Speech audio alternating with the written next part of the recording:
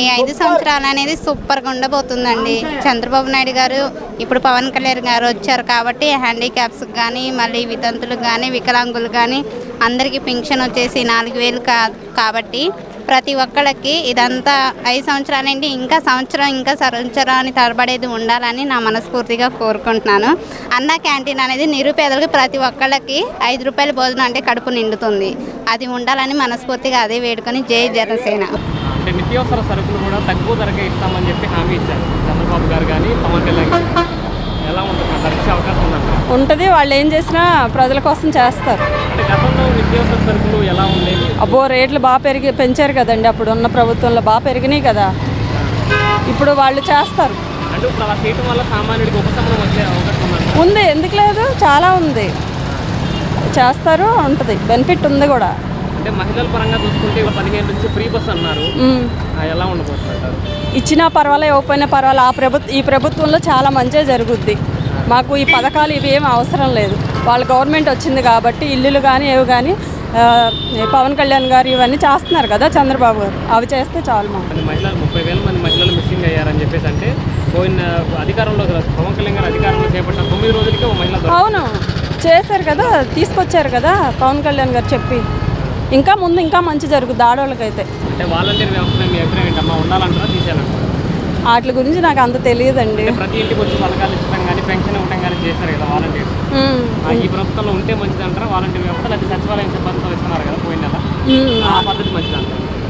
ఏదే వాళ్ళకి ఉపయోగం ప్రజలకు వాళ్ళు చూసి చెప్తారు కదండి. మంచిదే, ఉంటే మంచిది, ఉండకపోయినా మంచిదే. ఉండకపోతే ఒకవేళ తొందరగా వెంటనే మొన్న చంద్రబాబు గారు అలాగే ఇచ్చారు కదా, పవన్ కళ్యాణ్ గారు కూడా ఇచ్చారు కదా, అలాగే ఇవ్వచ్చు. 15వ తారీఖు నుంచి ఫ్రీ బస్ అన్నారు కదా, బాగుంటుంది, ఇస్తే బాగుంటుంది. దాని తగ్గట్టుగా మరి రేట్లు పెరిగినప్పుడు కూడా మనం మొదలకు నూరుకోవాల్సిందే. ఇంకా అంతే. ఎలా తగ్గిస్తారు? ఇక్కడ ఫ్రీ ఇస్తున్నారు, తగ్గించడం ఎలా సాధ్యపడుతుంది చెప్పండి? వాళ్ళు ఏమన్నా దేవుళ్ళ తగ్గించడానికి? వాళ్ళు కూడా అంతే కదా, ఫ్రీ అంటారు. అది పాసిబుల్లా కాదా అని వాళ్ళు ఆలోచించుకోవాలి, మనం ఆలోచించుకోవాలి.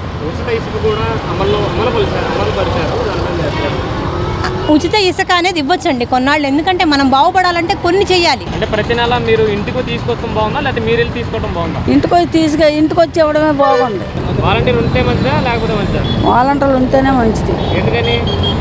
మేము పొద్దున్న పనిలోకి వచ్చేస్తాను, మరి మాకు ఇంటికాడ ఏమో ఎవరు ఉండరు, వాళ్ళకి ఇవ్వరు. ఇప్పుడు మా మనవడవే నువ్వు, నీకు ఇవ్వడుగా నాకేగా ఇస్తాడు. ఇటు వెళ్ళిపోయాను అనుకో, వెళ్ళిపోయిన తర్వాత మాకు ఏమంది బాట్లు అవుతుంది. అక్కడికి వెళ్ళామనుకో, సచివాలయంలోకి వెళ్తే ఒక రోజు పని మానేవలసింది. ఆ లైన్లో నిలబడి కళ్ళు తోడుకొచ్చేస్తాయి. అంటే గతంలో పోయినసారి జగన్ గారు 3,000 ఇచ్చారు, చంద్రబాబు గారు 3,000కి పెంచారు. ఎలా ఉందంటారు పెంచడం వల్ల? ఎలా ఉంది? బాగానే ఉంది. బాగుందంటారా? ఇచ్చిన వాళ్ళు చెప్పుకుంటారుగా. అంటే సోమరిపోతం చేస్తారు ఇలాంటి ఇచ్చి అంటున్నారు కదా, ఎందుకు సోమరిపోతం చేస్తారు? అంత సోమరిపోతులు కాదు ఆయన. ఏంటి అమరావతిలో నిల్లు ఇచ్చారు స్థలాలు, అయ్యేమో ఏంటి 3 రోజులు తిరిగాం.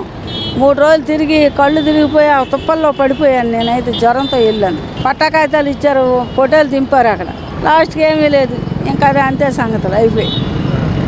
అంటే ఈ ప్రభుత్వంలో 2 సెంట్లు ఇల్లు ఇస్తా అంటున్నారు కదా, ఇత్తి ఇంకా మంచిది, ఇంకా పేరు చెప్పుకుంటాం. అంటే చంద్రబాబు గారు నాయుడు గారు అధికారంలో వస్తారో ఊహించారా? ఊహించాం. ఎందుకనా ఆయన చేసిన పనులు ఏం పద్ధతి బాగోట్లేదు. ఏది బాగలేదు. ఏం బాగుందయ్యా? మీ నాటి కుర్రాళ్ళకి ఉద్యోగాలు ఉన్నాయా? చదువుకు వాలంటీర్ జాబ్ ఎన్ని సంవత్సరాలు? 5,000తో అయిపోయిందా? ఇంట్లో 5,000తో ఆడది సంపాదించుకుంటుంది. రోడ్డు మీద కాయలు అమ్ముకోనో పండు అమ్ముకోనో పాచి పని చేసిందని 10,000 ఇస్తాను.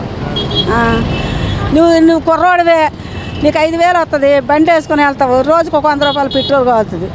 నువ్వేం తింటా? నీ తల్లిదండ్రులకి ఏమిస్తా?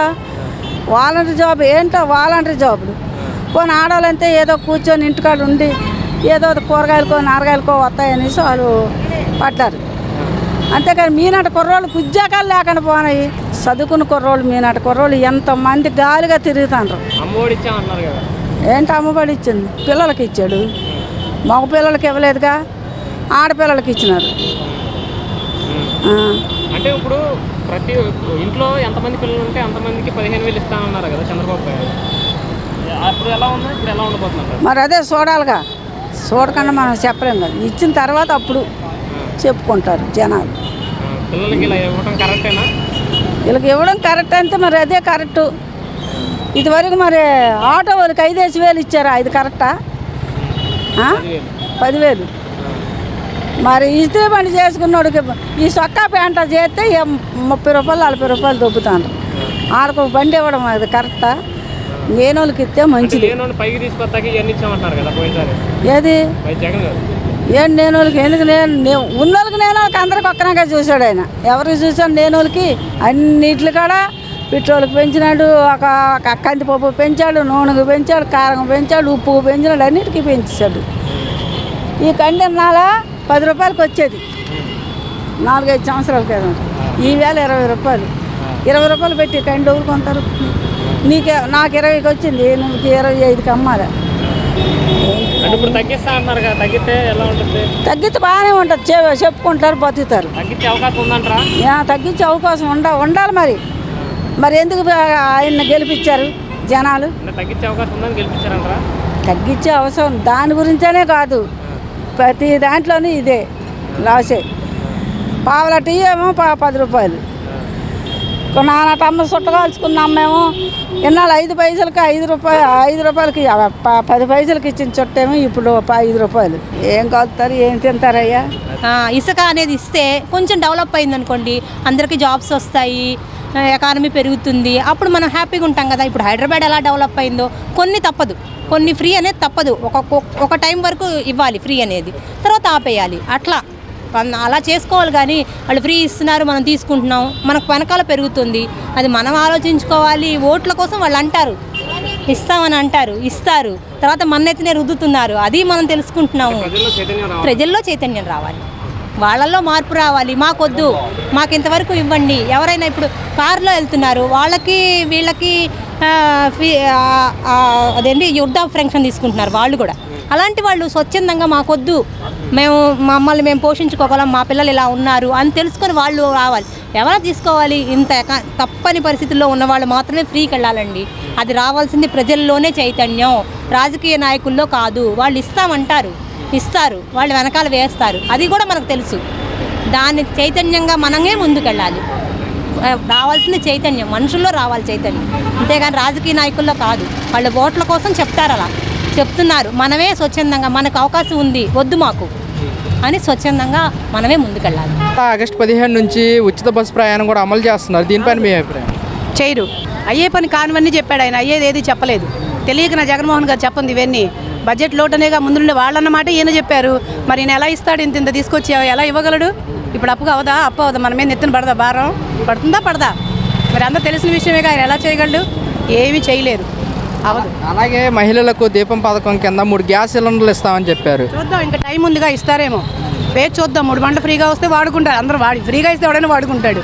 కానీ జరగాలి కదా, జరిగినప్పుడు ఆనందమే, లేకపోతే ఇంతే. అంటే ఏంటమ్మా అమలు చేసే అవకాశం లేదంటారు చంద్రబాబు నాయుడు గారు? 99% ఉండదు అనుకుంటున్నాను నేను. ఎందుకని అంటారు? ఎందుకనంటే లోటు బడ్జెట్ అని వాళ్ళే చెప్తున్నారు కదా. ఇప్పుడు చెప్పినవన్నీ ఆయన అటకెక్కిచ్చేస్తున్నాడు. ప్రతి విషయం కూడా బడ్జెట్ లోడ్ అని చెప్తున్నారు కదా. మరి ఇంకెలా జరుగుతుంది? కొత్తగా ఏం తేగలడు ఆయన? మరి రాష్ట్రంలో దాడులు జరుగుతున్నాయని జగన్మోహన్ రెడ్డి గారు ఢిల్లీలో ధర్నా చేస్తున్నారు, దీనిపైన మీ అభిప్రాయం? చేస్తున్నారు, మంచిదే కదా. జనానికి తెలియట్లేదు. సాక్షి టీవీ ఆపేశాడు, తెలియాల్సినవి తెలియబట్టలేదు, వాళ్ళే చూపించుకుంటున్నారు. వాళ్ళు ఏమంటారు, అంతకుముందు అది ఆపారు కదా, ఇప్పుడు మేము ఇది ఆపామంటారు. కామనే కదా అవన్నీ, మనం ఏం చేయలేము. గవర్నమెంట్ కదా, మనం చూస్తూ ఊరుకోవడమే. అంటే చంద్రబాబు నాయుడు గారు ఎక్కువ పథకాలు పెట్టడం వల్ల ప్రజలు మొగ్గు చూపించారంటారా? అది కూడా అబద్ధమే. ఆయన ఇస్తాడు, అంతకుముందు లోకటి ఇప్పుడు ఎలా ఇస్తాడు అనుకుంటారు, అది అబద్ధం. కాకపోతే ఏంటంటే ఓటింగ్ అంతా ఏదో జరిగిందని జనం అనుకుంటారు, అది మనకేం తెలియదు. లేకపోతే ఇన్ని ఓట్ల ఇంత మెజారిటీనా? అంటే జగన్ టీడీపీ వాళ్ళు ఏమంటున్నారంటే వాళ్ళ ప్రభుత్వం అధికారంలో ఉంది కదా, మేము ఎందుకు అలా చేస్తామంటారు? ప్రభుత్వం వాళ్ళదైన పై నుండి మెయింటెనెన్స్ అంతా వాళ్ళదే. కుమ్మక్కైంది 3 వర్గాలు కదా, ఆయనదే ఉంది పాపం. అసలు పైన మెయినే ఇక్కడ ఉంది కదా, వీళ్ళతో కలిసింది కదా, అందుకని జరిగిందేమో అనుకుంటున్నాం మేము. మహిళలకు ఉచిత బస్సు ప్రయాణం అమలు చేస్తున్నారు, దీనిపైన మీ అభిప్రాయం? ఉచిత బస్సు అంటే అది జరగని పని అనుకుంటున్నామండి.